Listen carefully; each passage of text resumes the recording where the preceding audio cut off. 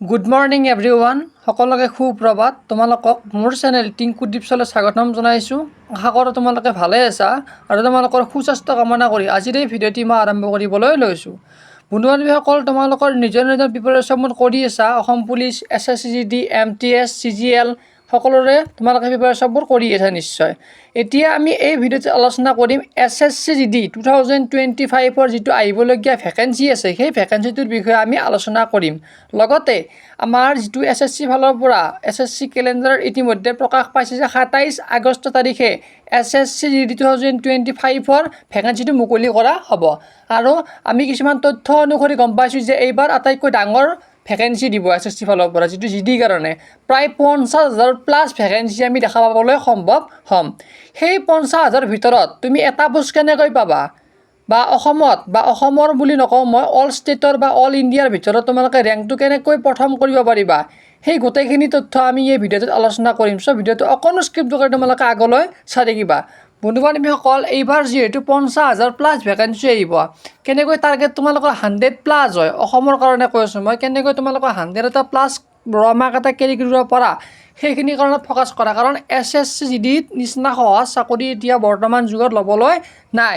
প্ৰতিটো চাকৰি চাবা, অসম পুলিচে হওক বা থাৰ্ড গ্ৰেড ফ'ৰ্থ গ্ৰেডে হওক বা চেণ্ট্ৰেল লেভেলৰ CGL, MTS, হাবিলদাৰ বা দিল্লী পুলিচৰ নিচিনা হওক, চবতে অলপ হাৰ্ড আছে। কিন্তু SSCGDত তোমালোকে ৰিটাৰ্ণটো ভাল মাৰ্ক এটা কেৰি কৰিব পাৰিলে তোমালোকৰ চাকৰি হ'বলৈ নিশ্চয় 100% গেৰাণ্টি হৈ যায়। এতিয়া কথা হ'ল যে তোমালোকৰ প্ৰিপাৰেশ্যন কেনেকৈ কৰিব পাবা। আগৰ যিবিলাকে দিছে তোমালোকে নিশ্চয় গমেই পাবা, কিন্তু যিবিলাক নতুন দিব তেওঁলোকক মই কৈছোঁ যে SSCGDত প্ৰথমতে ৰিটাৰ্ণটো হয়, তাৰপিছত ফিজিকেল হয়, তাৰপিছত মেডিকেলৰ ডকুমেণ্ট ভেৰিফিকেশ্যন হয়, লাষ্টত ফাইনেল মেৰিটত তোমালোকে G4 পোৱা প্ৰিপাৰেশ্যন কৰি পাই যোৱা। এতিয়া কথাটো হ'ল যে প্ৰথম ছাবজেক্ট হ'ব 4টা হ'ব, ৰিজনিং হ'ব, মেথছ হ'ব, GK GS হ'ব আৰু ইংলিছ এণ্ড হিন্দী। এই ছাবজেক্টকেইটাৰ আকৌ কিছুমান চিলেবাছ আছে। ধৰা ৰিজনিঙৰ চিলেবাছটো বেলেগ, মেথছৰ চিলেবাছ বেলেগ, GK GSৰ চিলেবাছটো বেলেগ আৰু ইংলিছ এণ্ড হিন্দী চিলেবাছটো বেলেগ। সেই চিলেবাছখিনি মই আলোচনা কৰোঁ আৰু অল টপিকবোৰ মই ক্লিয়াৰ কৰি দিওঁ তোমালোকক। চাবা, এতিয়া প্ৰথম আহিছোঁ আমি ৰিজনিঙৰ প্ৰতি। ৰিজনিঙত তোমাৰ 20টা কুৱেশ্যন থাকিব আৰু 20টা কুৱেশ্যন 2 নম্বৰকৈ থাকিব। 20x2x40 অৰ্থাৎ 20টা কুৱেশ্যনত তোমালোকৰ নাম্বাৰ পাবা 40। নেক্সট তোমালোকৰ মেথছতো একে, যে 20টা কুৱেশ্যন থাকিব, 40 নম্বৰ থাকিব টোটেল। আৰু GK GSত তোমালোকৰ 20টা কুৱেশ্যন, নাম্বাৰ থাকিব 40 অৰ্থাৎ 40। আৰু ইংলিছ বা হিন্দী মানে তুমি ইংলিছো কৰিব পাৰা আৰু হিন্দীও কৰিব পাৰা। মানে টোটেল ছাবজেক্ট 4টা হ'ব, reasoning, maths, GK GS and English বা হিন্দী যিকোনো এটা কৰা। হিন্দী কৰিলে হিন্দীত পাবা নাম্বাৰ আৰু ইংলিছ কৰিলে ইংলিছত তুমি নাম্বাৰ পাবা। টোটেল নাম্বাৰ থাকিব 20টা কুৱেশ্যন থাকিব, হিন্দীও 20টা থাকিব পাৰে আৰু ইংলিছো 20টা থাকিব পাৰে। টোটেল নাম্বাৰ থাকিব তোমালোকৰ 40।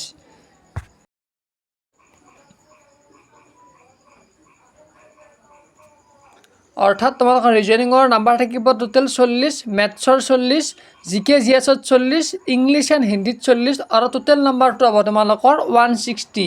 160ৰ ভিতৰত তোমালোকে কিমান পোৱা তোমালোকৰ প্ৰিপাৰেশ্যনৰ ওপৰত নিৰ্ভৰ কৰিব। এতিয়া চাবা, এতিয়া আমি আলোচনা কৰিম ৰিজনিঙৰ টপিক কোনবোৰ লাগে, চিলেবাছ কি লাগে, সেই বিষয়ে আমি বিতংভাৱে আলোচনা কৰিম। তোমালোকে মন দি শুনি যাবা। বন্ধু বান্ধৱীসকল, প্ৰথম আমাৰ ৰিজনিঙৰ চিলেবাছ লাগিব। প্ৰথম চিটিং এৰেঞ্জমেণ্ট মানে আসন বিচৰা, তাৰপিছত মিচিং নাম্বাৰ লুপ্ত সংখ্যা বিচৰা, আৰু তাৰপিছত ইমেজ মানে আকৃতি, তাৰপিছত ভেন ডায়েগ্ৰামটো হ'ল তোমালোকৰ ভেন চিত্ৰ, তাৰপিছত চিৰিজ থাকিব শৃংখলা, তাৰপিছত থাকিব কঠোৰ আৰু নিকৃষ্ট, তাৰপিছত তোমাৰ ক্লাছিফিকেশ্যন বৰ্গীকৰণ, তাৰপিছত তোমালোকৰ এনালজি সাদৃশ্যতা, তাৰপিছত ব্লাড ৰিলেশ্যন ৰক্ত সম্বন্ধ, তাৰপৰা ডাইৰেকশ্যন টেষ্ট দিশ পৰিচালনা বা পৰীক্ষণ, ক্লক এণ্ড কেলেণ্ডাৰ ঘড়ী আৰু তোমালোকৰ কেলেণ্ডাৰ থাকিব, আৰু ডাইচ মানে হ'ল তোমালোকৰ পাছা, ৰেংকিং টেষ্ট থাকিব ক্ৰম অনুসৰি, তাৰপিছত মেথামেটিকেল অপাৰেশ্যন থাকিব, গাণিতীয় পদ্ধতি কিছুমান থাকিব, তাৰপিছত মিৰৰ এণ্ড ৱাটাৰ ইমেজ দৰ্পণ আৰু জল প্ৰতিবিম্ব, তাৰপৰা লাষ্টত তোমালোকৰ থাকিব পেপাৰ ফল্ডিং এণ্ড কাটিং মানে কাগজ কটা আৰু তাৰমানে কিছুমান মোহৰা কাগজ থাকিব। তোমালোকে প্ৰেক্টিছ কৰিলে গম পাবা। তোমালোকে এইখিনি চিলেবাছখিনি তোমালোকে লিখি লোৱা। আৰু ৰিজনিঙৰ এইকেইটা টপিকত বাহিৰে বেলেগ আৰু কেতিয়াও নাহে। তোমালোকে নাভাবিবা যে বেলেগ আৰু কেতিয়াবা আছে। তোমালোকৰ নটিফিকেশ্যনটো এইবোৰে আছে। অসমীয়াত মই বঢ়িয়াকৈ লিখি দিছোঁ, তোমালোকক ইংলিছতো লিখি দিছোঁ, অসমীয়াতো লিখি দিছোঁ। তোমালোকে কপি পেন লোৱা আৰু তোমালোকে এতিয়া লিখি লোৱা। তাৰপিছত নেক্সট মই মেথছৰ চিলেবাছটো দিওঁ।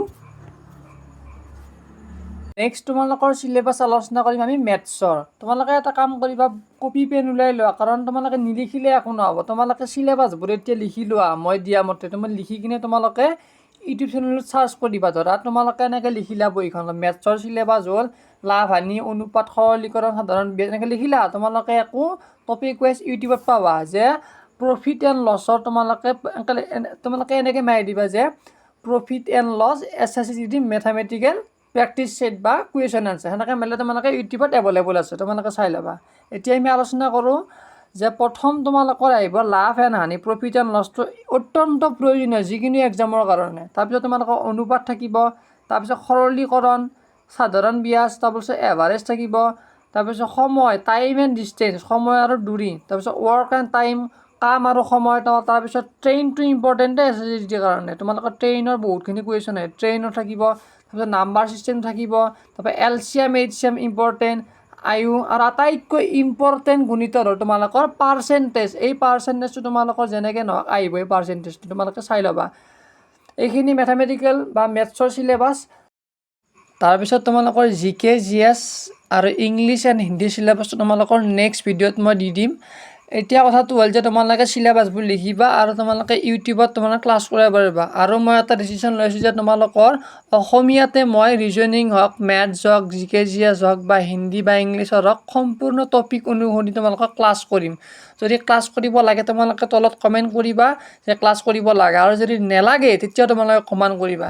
চ' ভিডিঅ'টো এইখিনিয়ে আছিল। তোমালোকে যদি চাই ভিডিঅ'টো ভাল পাইছা লাইক কৰিবা, কমেণ্ট কৰিবা, আৰু যিসকল নতুনকৈ আহিছা তোমালোকে যদি SSCD চাকৰি ল'ম বুলি ভাবিছা তোমালোকে তেতিয়াহ'লে মোৰ চেনেলটো তোমালোকে ছাবস্ক্ৰাইব কৰি দিবা। ধন্যবাদ। জয় অসম, জয় হিন্দ।